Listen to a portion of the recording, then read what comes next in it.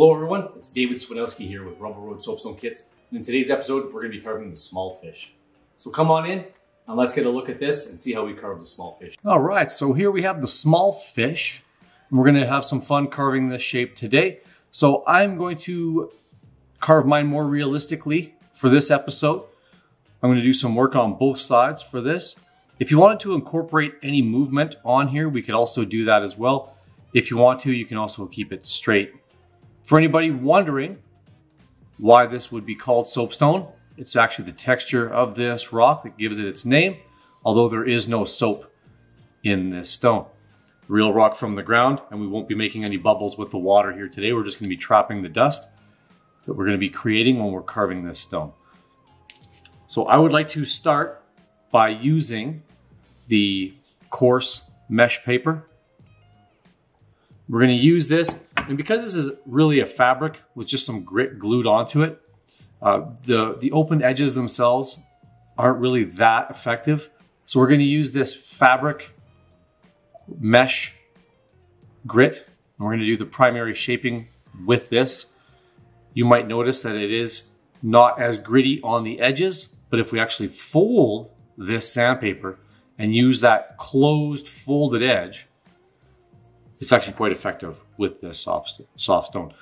So with the fish, I'm going to think about what I want to kind of stand out on this particular shape. And I like to carve mine more realistically. So I'm going to make the fins on my fish a little bit thinner, like they would be in nature, right?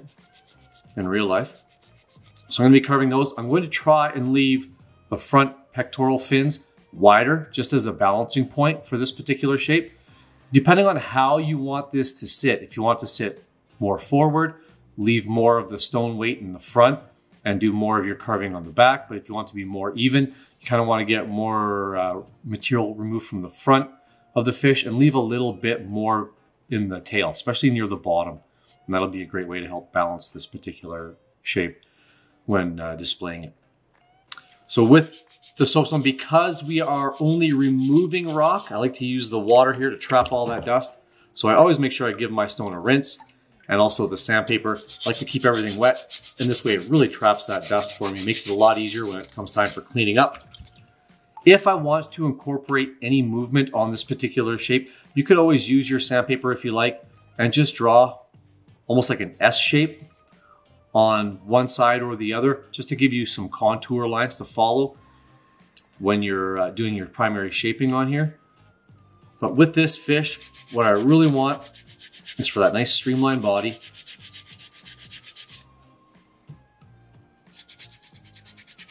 And I'm going to try and get a nice set of gill plate on the side.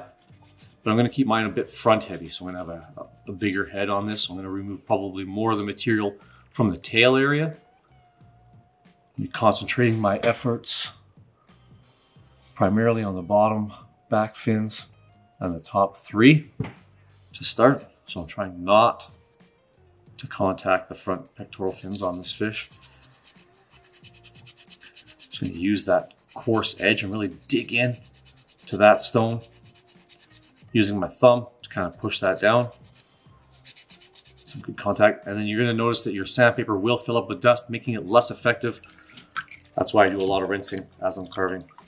Rinse the dust off the stone and clean up that sandpaper. You'll find it goes a lot further for you, like an otter when I'm carving. And with soapstone being a metamorphic rock, we are going to get some variances in the hardness on this stone as well, with the natural colors that we have in this stone, which we import from Brazil. We use Brazilian soapstone for our kits. And they are known worldwide more for their softness, but also with their mineral content. We get just an incredible range of color with their soapstone. And we're going to see a bit of that in this particular shape today. So once you kind of get carving, you can really see wherever you start to scrub, that color, the natural colors in this stone is going to stand out a little bit more. When we cut the shapes out, it leaves a bit of a tooling mark. So I do like to scuff up the entire surface of my carving everywhere and really try and get rid of those little gray stripe tooling marks everywhere on my stone before I really get into carving. Okay, so we want to make sure we're doing that too. Just to get a nice, sort of, this is going to help bring out the colors of our rock. So once we actually go to sandpaper number 2 and begin to smooth this, it's going to be an easier step for us to go into the smoothing of the rock itself. But in order to shape it, we do have to scratch it up a little bit with this first sandpaper. As with any stone, it's not one thing that you're going to do. It's going to shape it and polish it up. But the fun thing with the soapstone is that because this rock is so soft, we can be really effective with 3 simple pieces of sandpaper. So it's a lot of fun. And right now, just because I'm going over the surface everywhere to bring out those colors, if I want to do any perhaps shaping to help with symmetry anywhere on the stone, this would be a good time to do that. So the tail fin here is not 100% perfect, and that's fine. I can just use my sandpaper and change that up a little bit, make it a little bit more symmetrical.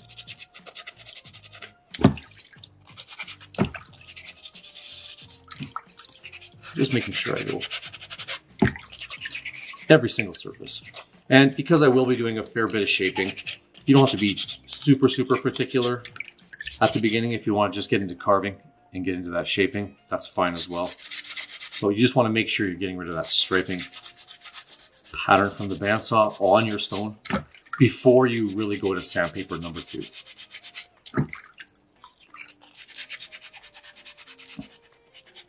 You could also make your sandpaper a little bit thicker just by folding it, not just once, but 3 or 4 times, making a small, thicker rectangle. Makes it a little bit sturdier as well. So if you really want to dig in there, get rid of a bunch of stone, you can use this now. You can use this now and just really dig into that rock. Just because I'm going to add a little bit of shaping or a little bit of motion to my stone here, I'm going to get rid of a bunch of stone in a couple key areas. So I'm going to probably remove a bit of stone here, and then we'll turn the head. We'll leave the front fins a little bit thicker. So I'm going to concentrate on the very ends here. So by really digging in, creating 2 wider bowl-shaped grooves, that's how I'm going to actually incorporate some movement on this particular piece. I just have a nice little black spot on the tail there. I want to try and keep that in on this carving. And by using the water, it actually helps me see some of these fun little natural inclusions and patterns on the stone that I might not notice if it were dry. So that's another reason I enjoy using the water when I'm carving. And if I go a little off track, it's not such a big deal. As long as I don't keep making the same mistake, any small little mistakes I make will be quite easily erased by the time I get to sandpaper number 2, or I'm finished with sandpaper number 2. So I'm just trying to create a bit of a bowl shape here in this stone.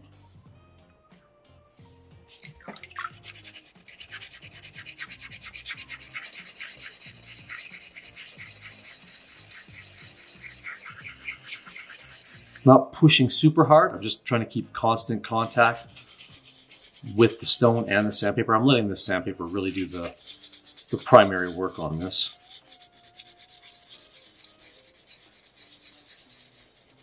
Just trying not to touch those front fins too much right now.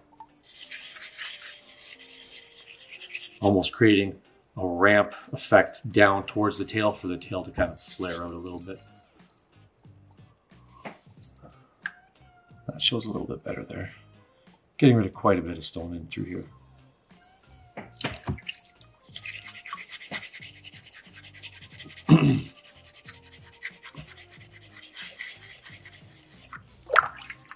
And I also want to get rid of a bunch and turn the head a little bit on this fish. Have the fish kind of looking off towards the left.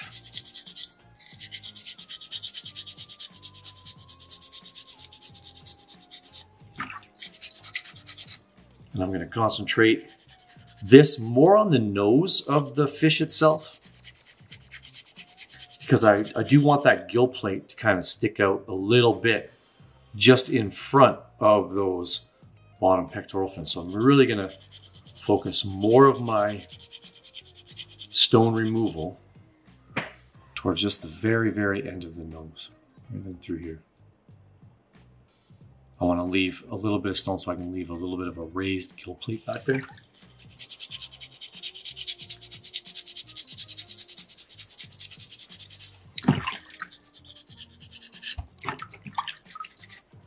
And just pushing right on the square blocky corners, you know, rounding them off, and then you can use the sandpaper to flatten that little area out a little bit.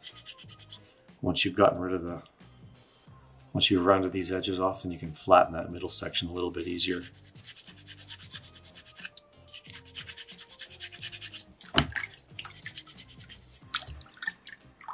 Get rid of a bit of stone on there.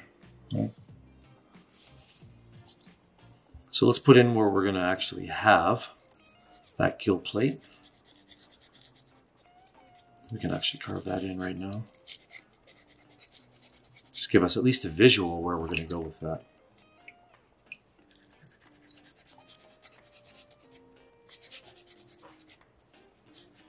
And I do find if I want to make any curves in a piece of soapstone, I do smaller back and forth movements, and then I'll kind of fold my sandpaper a little bit to curve it as I pull it towards me.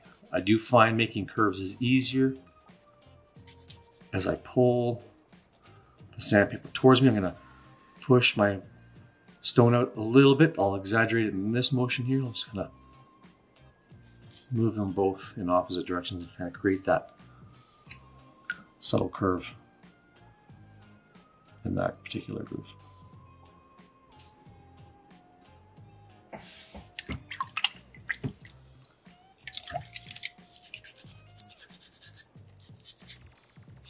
Now to make that stick out a little bit more, I carve into the body.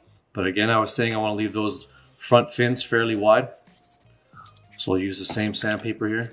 And if you find you're carving in and maybe you kind of wore a little bit of grit away from an area, try a fresh new area or a patch of grit on your sandpaper. By rinsing this out and switching to different little spots, it goes a lot further than you think.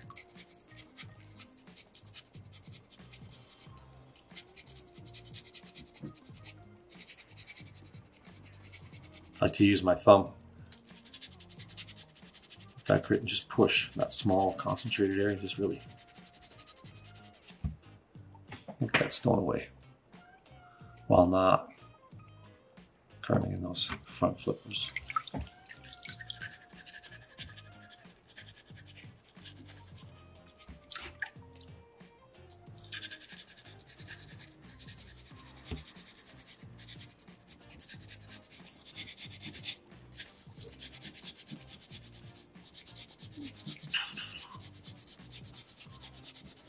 So with soapstone being a metamorphic rock, you will find if you do any number of carvings, they're not all going to carve exactly the same. You get some variances in that hardness. So with the softer stones, you're going to find it's easier to shape that rock. But when it comes to polishing and smoothing a stone, you will manage to get a better polish on a harder stone. But it will take a little bit more effort just to shape that particular piece of rock.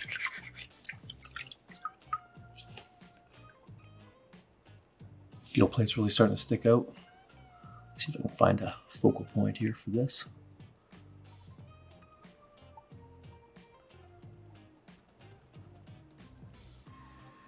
And then kind of flatten that cheek, make it a little less of a step.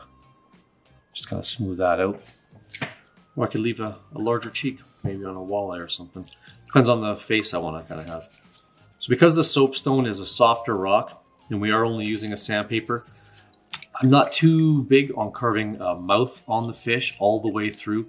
If we do happen to use the sandpaper and carve a mouth on there, it will make the top and the bottom half a lot thinner, and they could be prone to snapping. So I tend to try and leave mine fairly bulky and not too of a fine detail on there.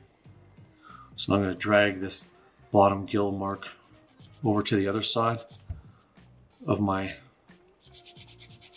stone here. I'm going to try and line up where the gills go.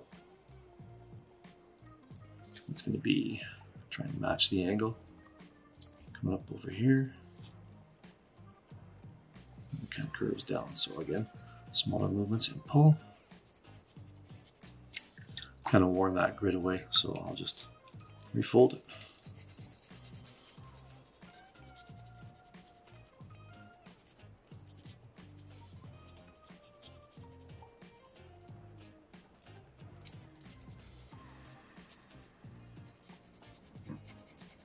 Again, concentrating efforts around that front flipper, trying my best not to carve into it.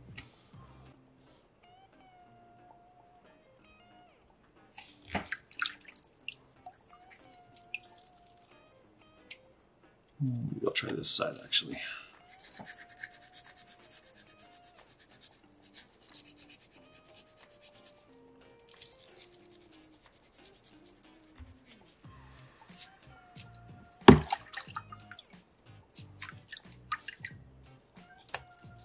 Small movements. Let's curve that out.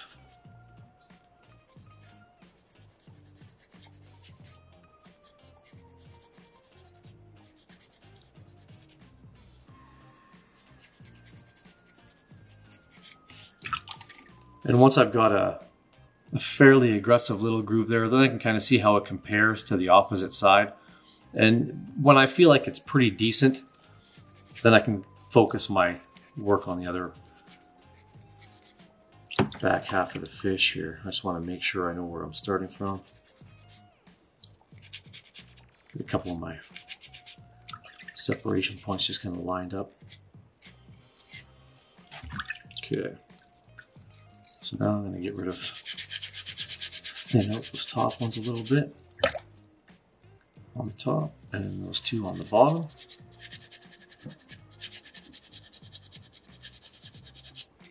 To really help create that streamlined effect on the body of the fish, right? Make the top fins a little bit thinner, and then those back two a little bit narrower as well. But we did get rid of some stone on this side to add some movement to the fish. So we got rid of a bit of stone here and a bit of stone here. So now we're going to do opposing spots on the tail here and in the middle of the fish roughly here. And again, just going to do the same thing. Try to leave those bottom fins as wide as possible. I'm just concentrating most of the grinding in that area right there.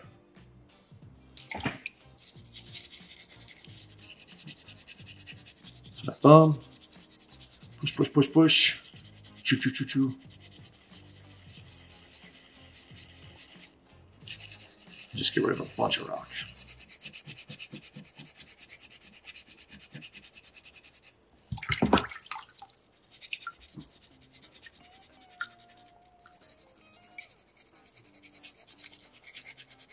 Some of the rarest colors that we do tend to get in this stone would be yellows, blues, and kind of like a red. Although with the red, it's usually little spots we can kind of see. It's typically the iron inclusions in the rock. Same with the yellow and the blue. You don't really get full rocks of yellow or full rocks of blue. Just little pockets of those colors inside of those. Typically a lighter brown post rock for that. Which gives it a really dramatic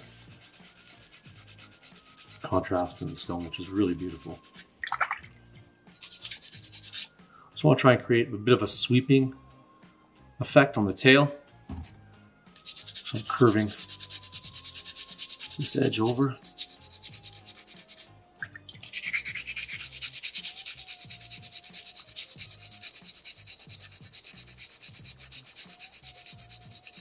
Don't forget to rinse that sandpaper. Keep that grit out. Far more effective. And just right back to a good support, good contact. And just go to work on that small area.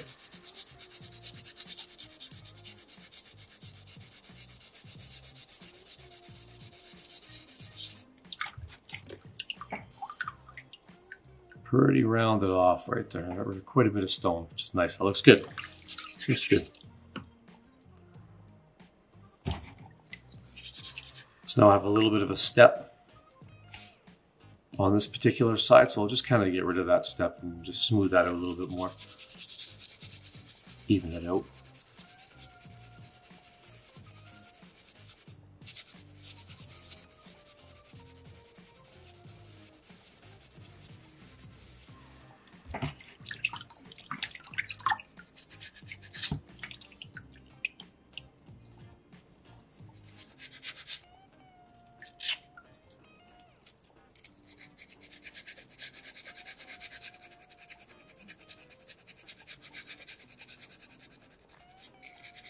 Trying to keep that little spot in the tail.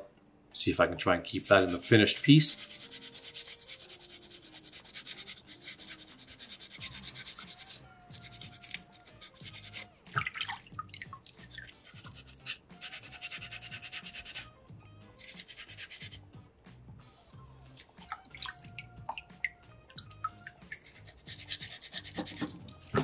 Well, back to the fins now. I'm going to try and add some depth on the body of the fish right now. So I'm going to narrow my fins a little bit more. I don't want to go too thin though. I don't want to go too crazy. Definitely have to leave some substance behind. Can't make the rock too thin. Can't add any stone back.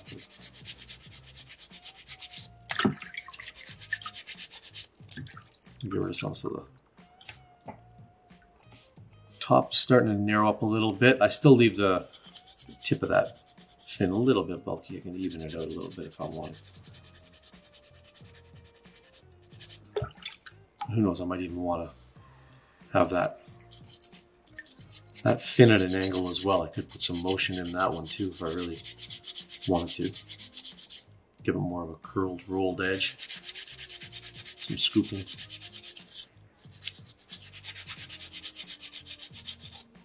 I do find realism, adding realism to a carving really adds the extra time in on that particular shape. It does take more time. If I was just putting some bold patterns in my stone, just having some fun, just keeping the general outline, but just doing my own thing, I do find that's a little bit quicker for me.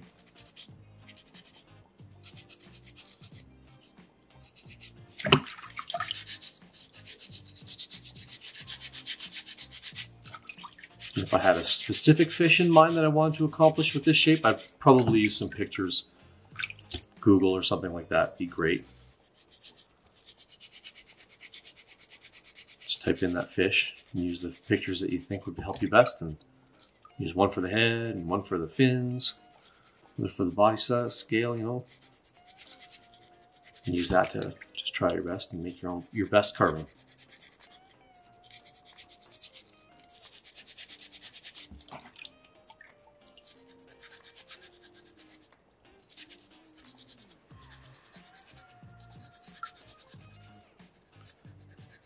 So I'm also making sure I've got a nice, good hold of the stone that I'm working on as well.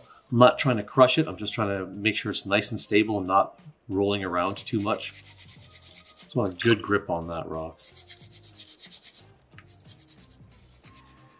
Easier for me to stay on track and not go off of my design lines if I have a nice stable grip on the particular stone shape.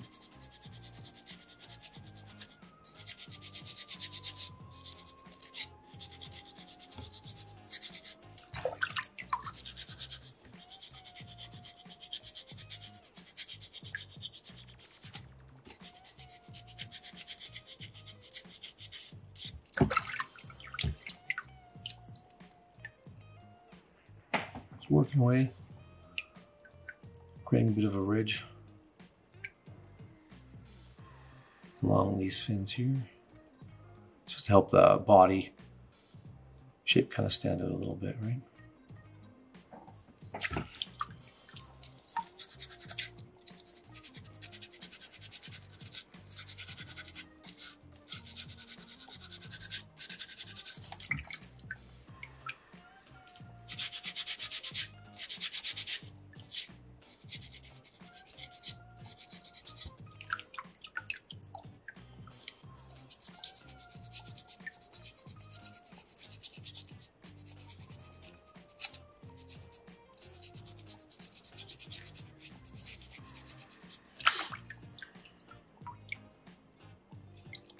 Okay. So now I'm going to check the motion that I'm trying to also generate in this particular piece.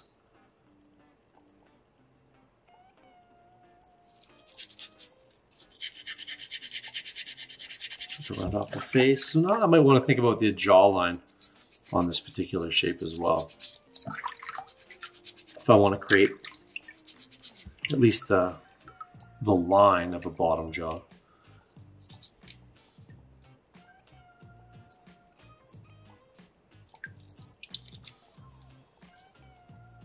Actually go this way.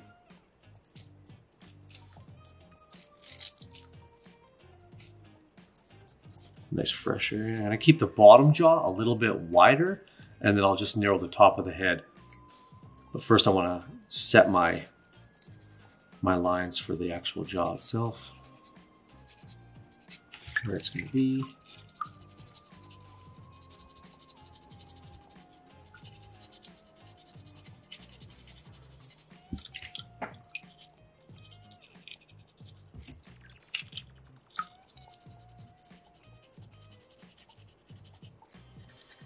I've done a fair bit of shaping with this sandpaper right now, so it's a little bit slower than it was when I started, but still going.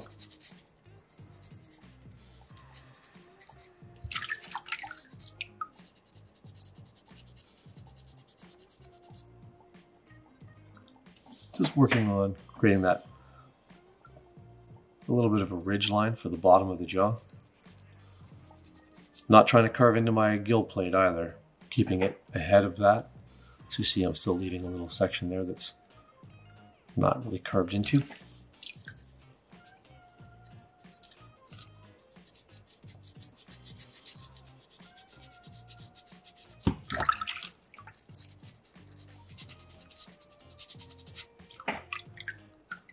Bring that around. And generate that same kind of line here on the other side.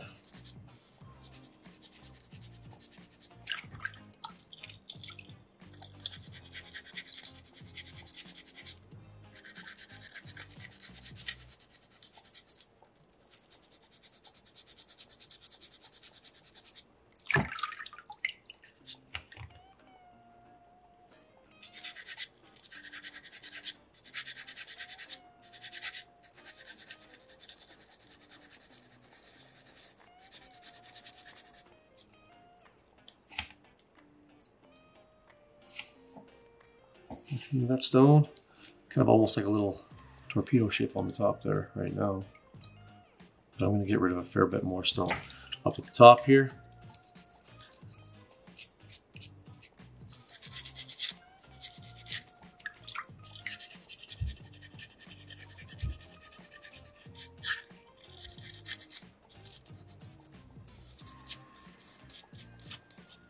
And just kind of round that gill plate back into the top of the head.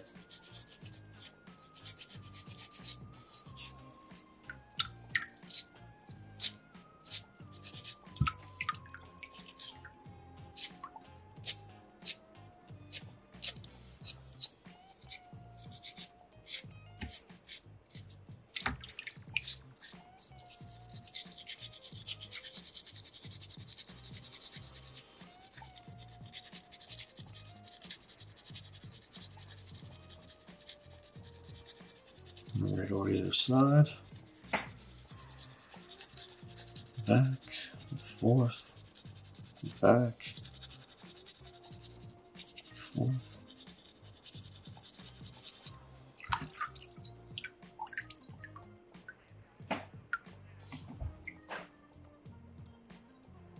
Just kind of rounding from the head, but I still want to kind of keep that motion. So I still want kind of an S shape in the fish itself. So I can still kind of go back and look at those focus areas where I want to get rid of the stone to really help boost that movement in the piece.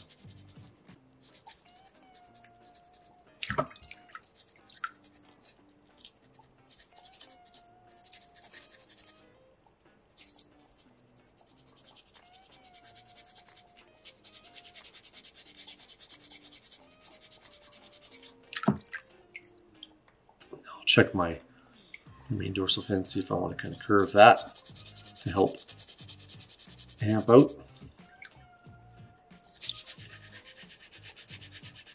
That kind of S curve here on the back of the fish.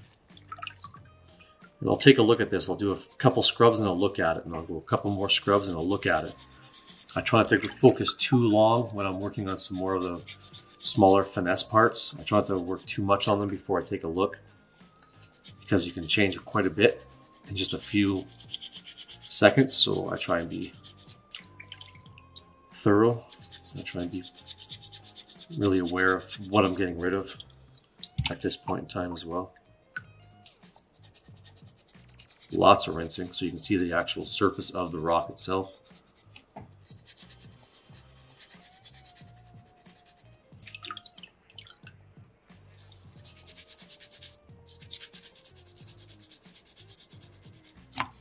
Getting pretty close to where I want to be. I don't get too refined on the features here. I wouldn't carve eyes in my fish with this sandpaper. If I really wanted eyes on there, I could use a small rasp or a finishing nail, or even like a thumbtack, and I could draw them on there when I was completely finished my carving if I wanted that particular detail on it. But it would be really tough to do that with a piece of sandpaper. So if I'm going to do really, really fine features like that, I would probably use a piece of metal, like a rasp or a nail. Looks really, really good, actually.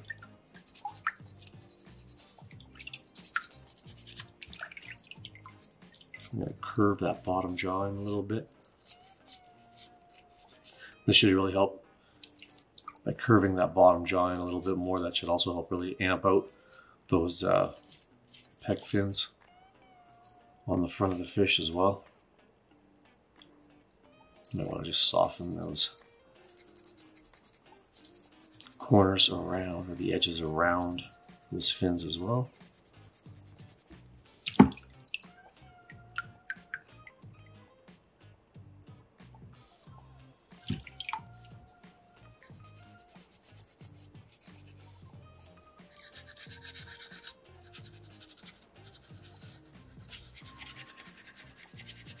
Kind of narrowing the face on this fish again.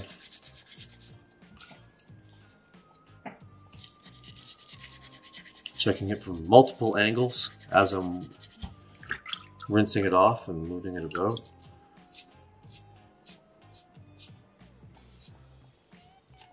Seeing if anything stands out that I don't like. I feel like it needs changing.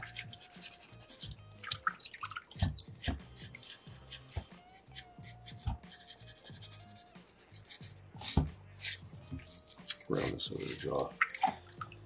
2.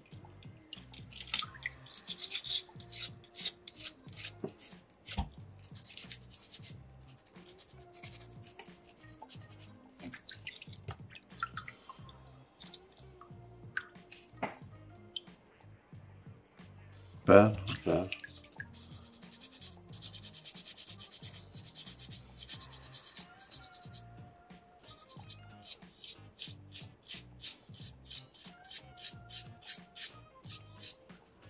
When I'm really close to where I want to be, I'll just use small, like single scrub strokes. Not the back and forth, just one directional push. Just to minimize the amount of stone I'm getting rid of. And because sandpaper number 2 is, as we begin to polish it, it's still going to be coarse enough to remove some stone. So with these fins, these thinner parts of my carving, I could always get them really close to where I want them to be and then just finish them up with my second sandpaper.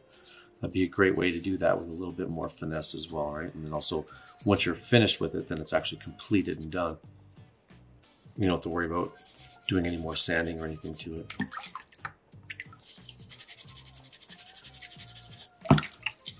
Yeah, I just got some tooling marks down underneath, so just fold my sandpaper up, tuck it into those hard to reach areas. Just do the best I can everywhere, right? And I still have to do some narrowing on this back fin. on the fish, so I still have to make that quite a bit thinner.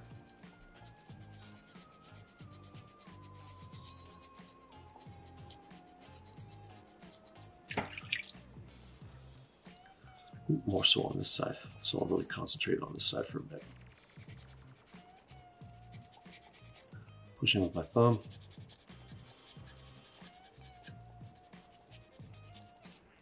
Just really trying to focus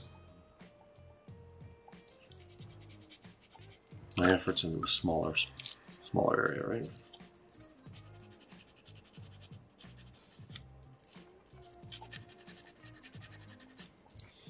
Now that my sandpaper is pretty done on those edges, I'll just fold it in this other spot here.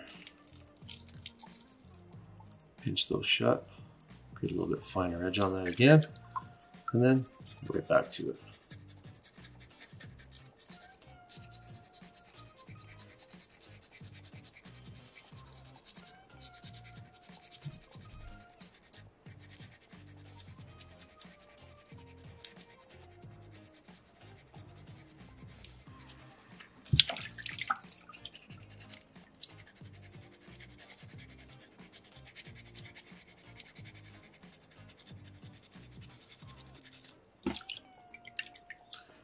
Checking it out, see how it's angled.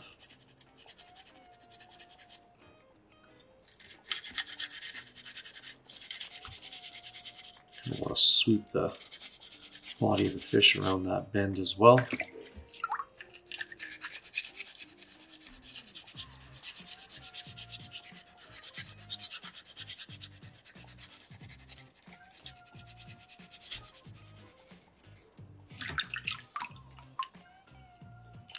Still want to get rid of a little bit more stone there.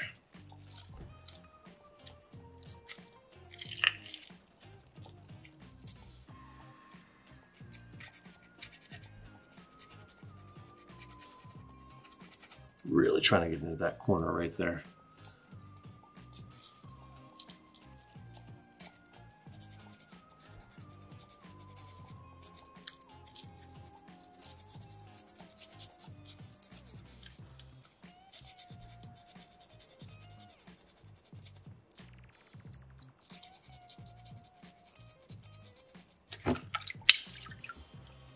It's a little better. How's it look from this angle? Could be a bit thinner.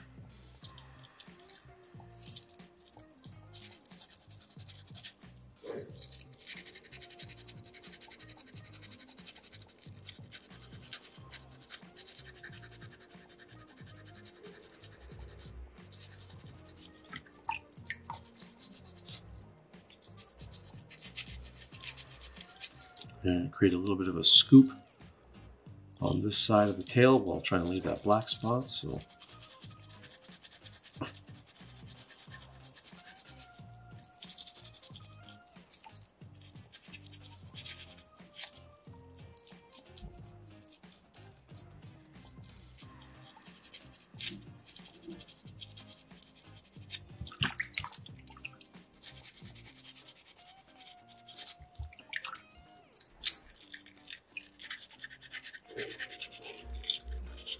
while using the corner here where it's all folded up, quite a bit thicker piece of sandpaper there, so really going to help dig into that corner.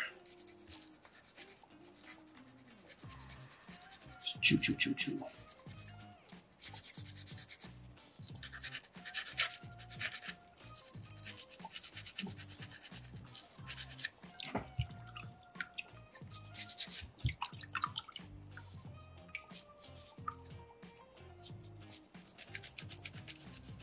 So I'll create still a little bit more of a scoop in this particular spot on the fin.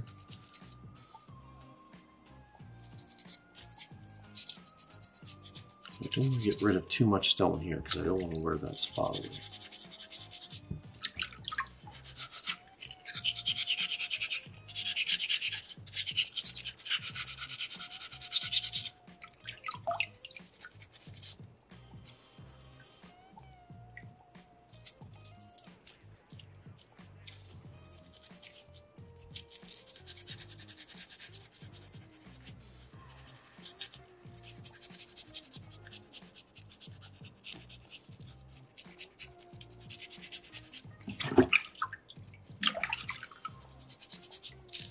Round off the bottom of the jaw. If you want to do a little bit of a groove to kind of separate the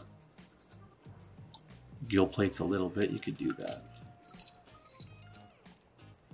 Again, I would go to a single fold, maybe just a double fold in the sandpaper, make it a little bit thinner.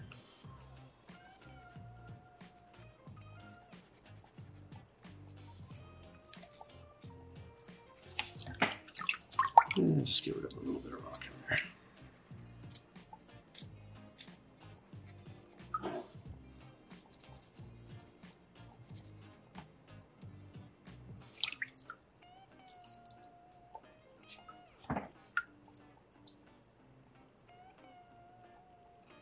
A little bit of a pit in there, right?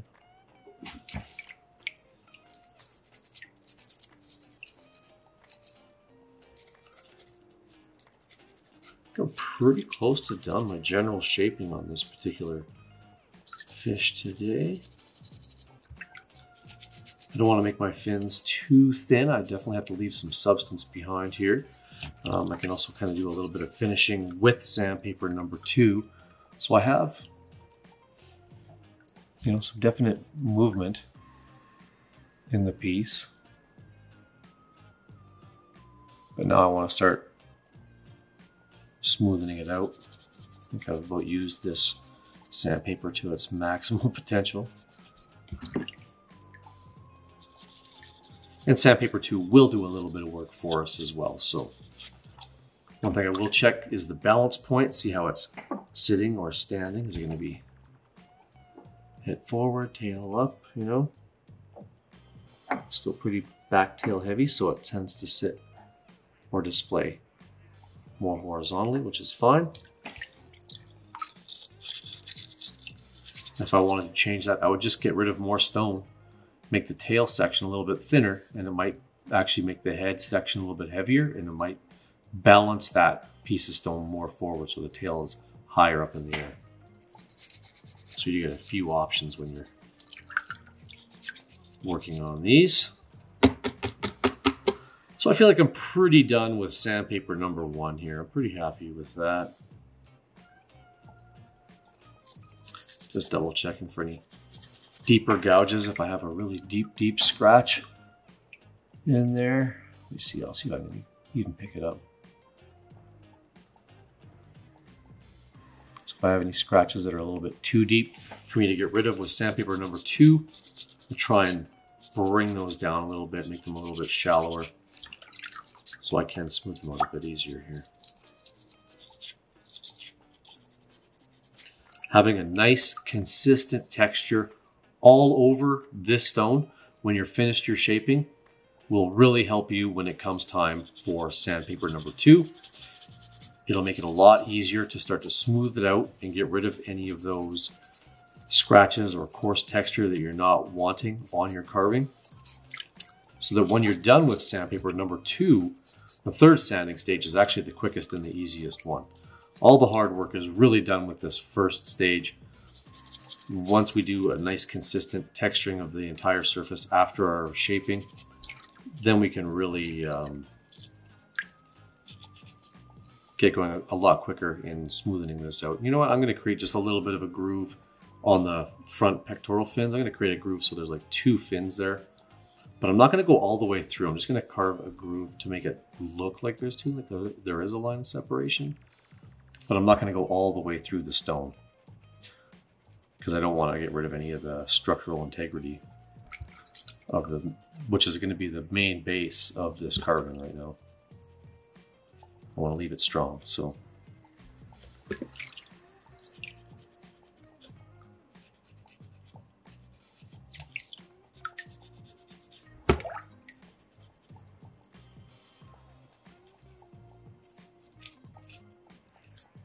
Bring it up and then out. Really curving in those little corner edges underneath. Trying not to get too thin on here though, I'll tell you that.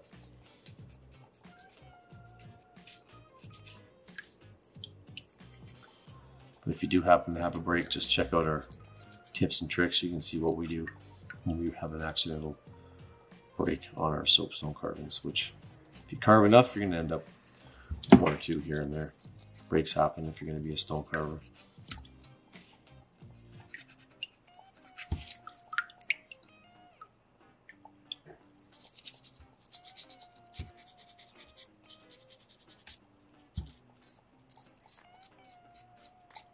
All right, I think I'm done. I think I'm good.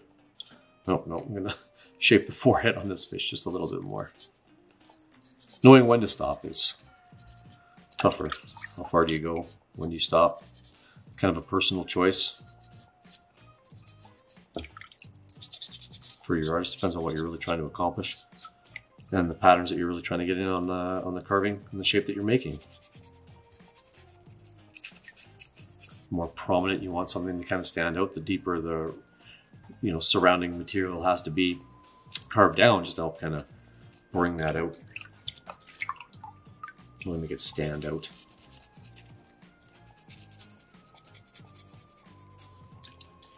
Okay, I think I'm done with sandpaper number one. So now that I'm finished with the first sandpaper, I'm going to drain the water out of here, tap that out, and I'll set that off on the side. Sandpaper number two, even though this one isn't the last one, it is probably my favorite. It is a 320 grit. Even has the number 2 right in there. That's a great way for us to remember that it is sandpaper number 2. We're going to use the black grit side on this particular paper. Get this wet as well. And now we can start to remove all the scratches that we've left behind with that first sandpaper. We did all that shaping. Now we can get rid of the scratches that we've left behind with hopefully a very consistent texture. So because the sandpaper 320 grit is so much smoother than the first one though, it will clog up faster. So I do a bit more rinsing with sandpaper number 2 than I did with the first one. We can fold this sandpaper up as well. Fold it up, just make sure that black grit is on the outside. And you can use it in the same way that we used the first sandpaper. Working on those focal points, right, to help maximize the effectiveness of the lines that we want to create in our stone. Again, using my thumb primarily to just kind of push my sandpaper around. Being as thorough as I can. You should be able to feel a textural difference with sandpaper number 2. It's going to get rid of those little scratches that we left behind with the first sandpaper and really start to bring out those natural colors in the rock as well. And as I said, we can still do a little bit of shaping with this second sandpaper, sorry. So I can still kind of curve back of this tail a little bit more, just really focus.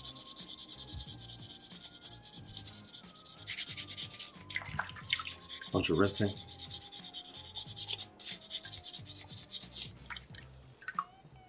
And it will start to do some shaping on there. It will get rid of some stone for you.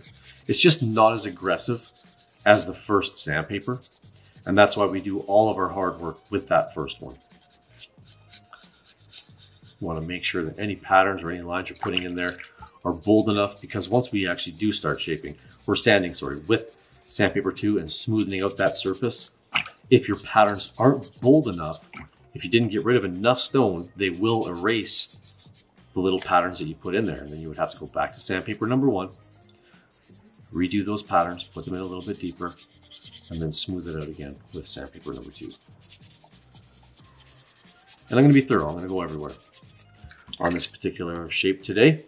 I don't always make all of my carvings 100% perfectly smooth every single spot, but if I want them to be, I have to make sure I'm completely thorough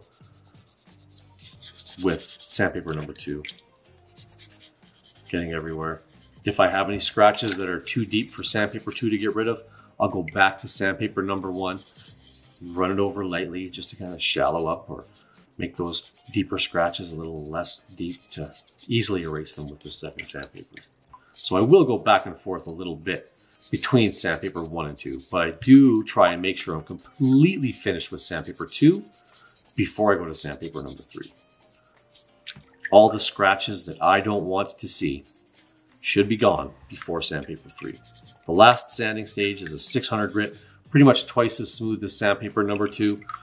So it doesn't really do any shaping at all. It doesn't get rid of any scratches for you. All it's going to do is just smooth that existing surface that you have.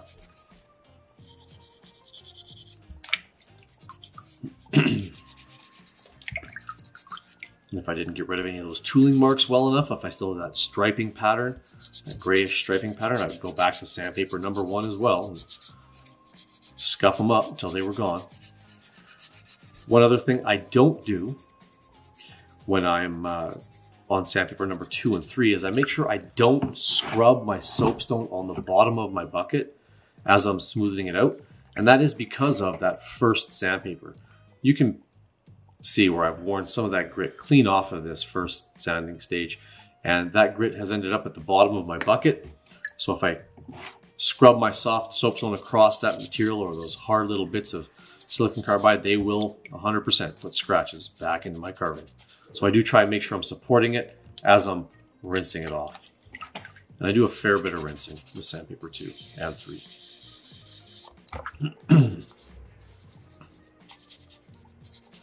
Just trying to be thorough now. Just trying to make sure I get every single spot.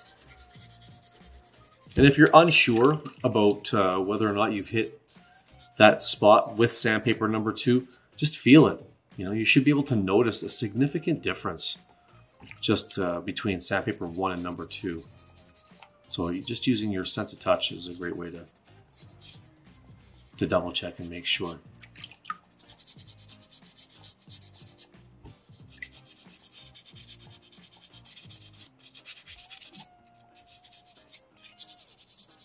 Bring in all those natural colors.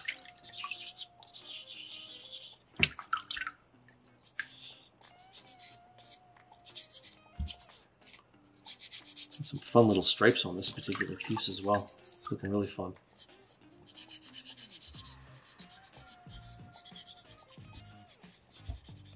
I'm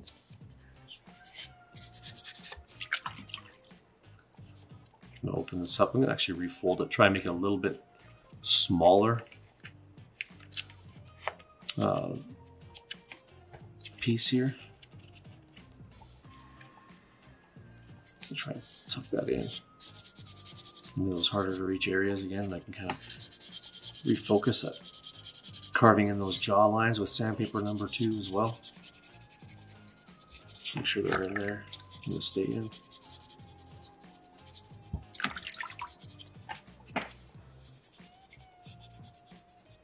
I'm running over the little groove patterns I made as well. For this particular one, I do like to try and get it pretty much shiny everywhere as best I can.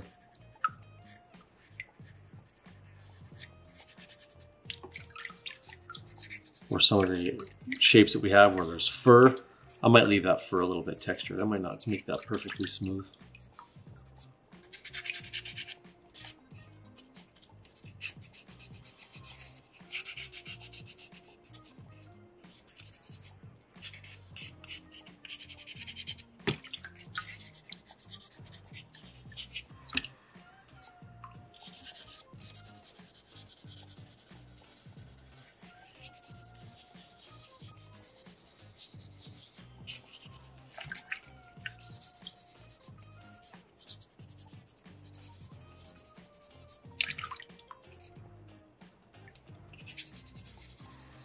It's not smooth enough. Go over it a little bit more.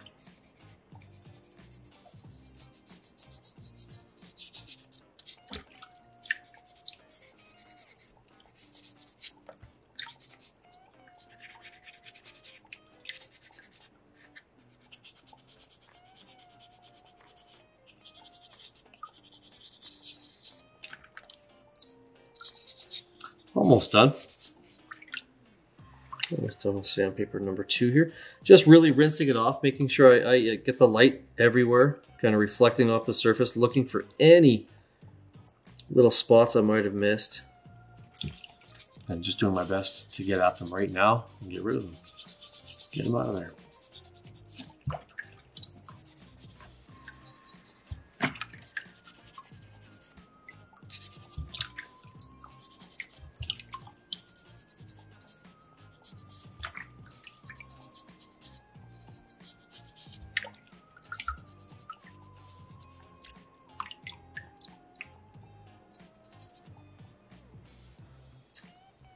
And some of these lines, they look like scratches, but they're actually part of the stone structure itself. So that's also where rinsing can come in handy as well. You might actually think it's a scratch, but it's actually part of the rock.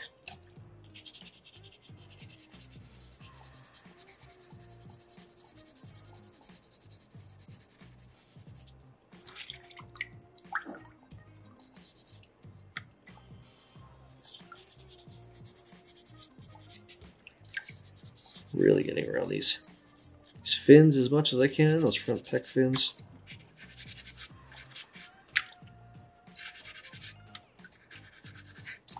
Couple scrubs and rinse. You know, I really want to make sure those little corners, that's really where some of those lines that we don't want can really hang up and be stubborn to get rid of.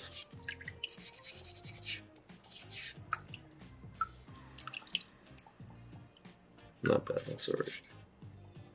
Okay.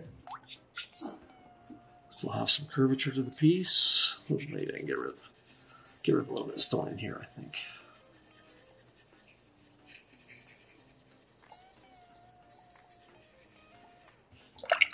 Really help with that movement in that S shape, right?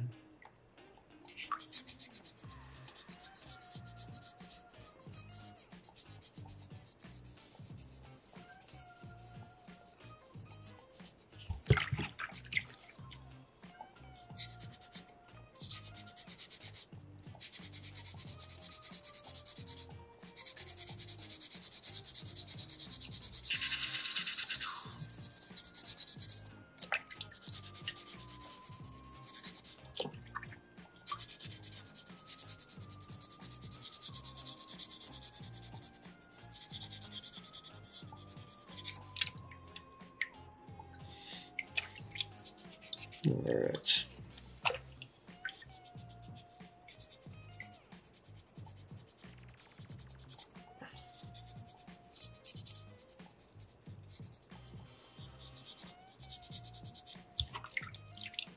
Almost time for sandpaper number 3. Just have a little bit of a ridge I just created here, which is fine. I just want to even round it off at the base.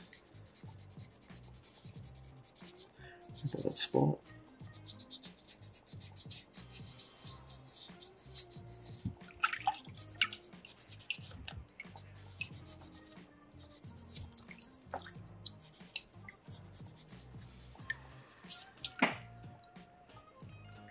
Make sure I get that dust off there so I'm seeing the actual surface.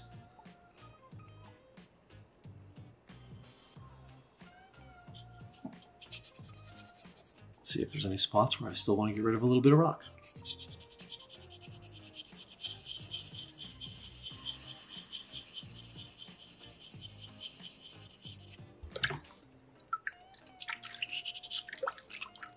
Yeah, I think that's all right. Pretty good with that.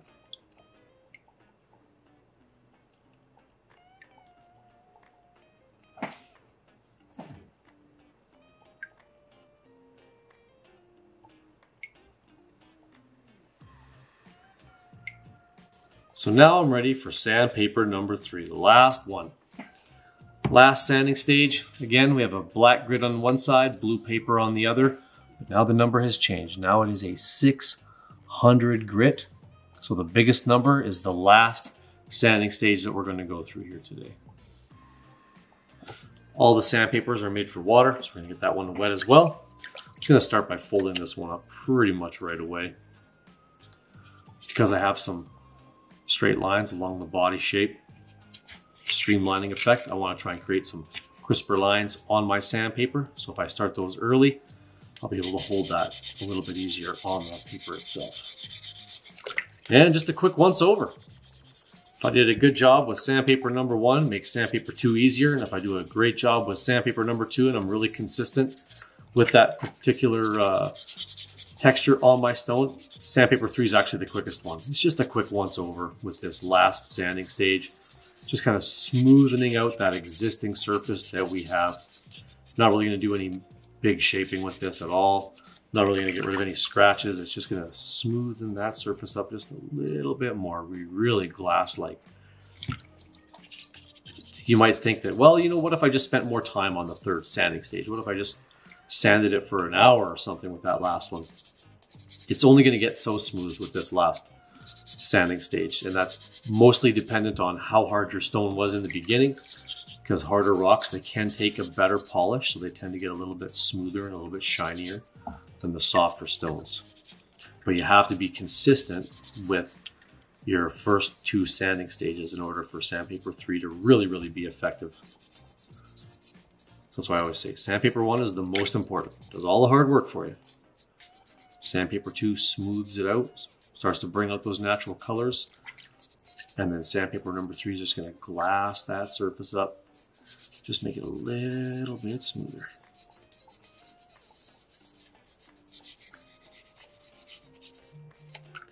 And when I'm completely finished, all 3 of my sanding stages, and I'm done and happy with the carving that I have, I'm going to take this and rinse it in clean water and let it dry. Because that very final step is the oil that is in the kit. But we want to make sure that we have a clean, dry surface before we do that oiling. And I typically like to let it sit for 1 day when I'm at home. That way I know that it's going to be dry, because those softer stones, they can be almost like a sponge. You're going to soak that water up so the outside looks dry, but there could still be some trapped moisture inside of that stone. So I do like to really wait and be patient and make sure that rock is dry before I do that final oil. Patience really is going to be your biggest tool when you're a stone carver. Doesn't matter what rock you're carving. It's not going to be a one-step show. Always multiple stages. Great thing about the soapstone, 3 simple pieces of sandpaper here today, and we completely change this stone. So it's a lot of fun.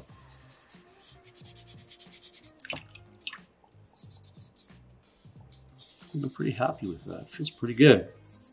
I feel like I've gotten every spot. Everything feels pretty smooth.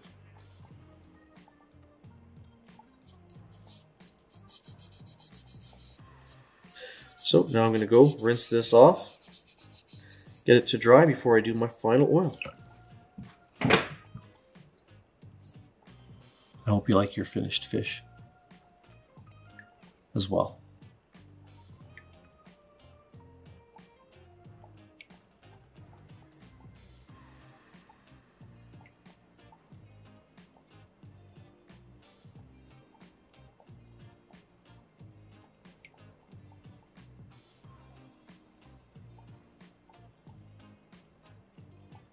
All right, let's go get this rinsed off and dried up. All right, here we have the dried carving. I've got a little paper towel underneath. Here's that oil.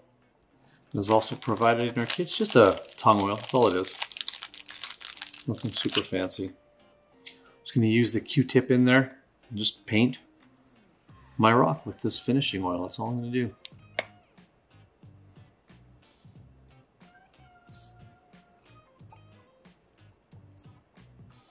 Now I just want to try and be thorough. So if I really want to do easiest way, I'll go on the bottom, underside first. Just get all these little nooks and crannies first. On the very base of my carving.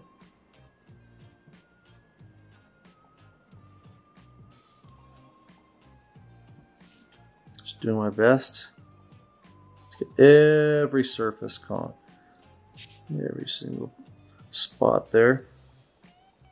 I'll kind of roll it over to the edges right now. If I need to apply more oil, just grab another little blob from here.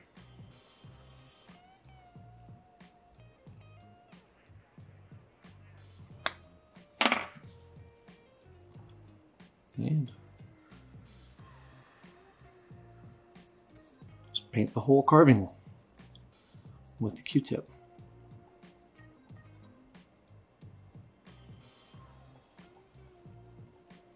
So now that I have now that I know I have the whole bottom of my carving oiled up, I'm actually just going to set the carving up on that paper towel, and now I can just kind of work from the top, grabbing from that back fin right now, just making sure I have a nice, good grip on there. Got a little bit more oil again. Don't need too much. Getting close to the end here. Anything I don't use can be applied on a second coat if needed. Turn the whole carving around, making sure getting everywhere.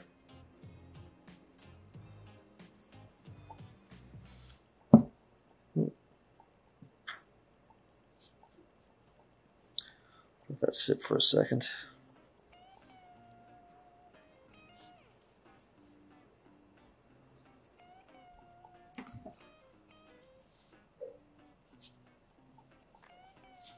So now that I have every single spot oiled right now, I'm just going to let this sit for a couple hours before I wipe off the excess oil. And here we have our finished small fish. I hope you enjoyed this episode as much as I do. Please like and subscribe. And if you'd like to see other episodes that we have as well, please feel free to check out our YouTube site.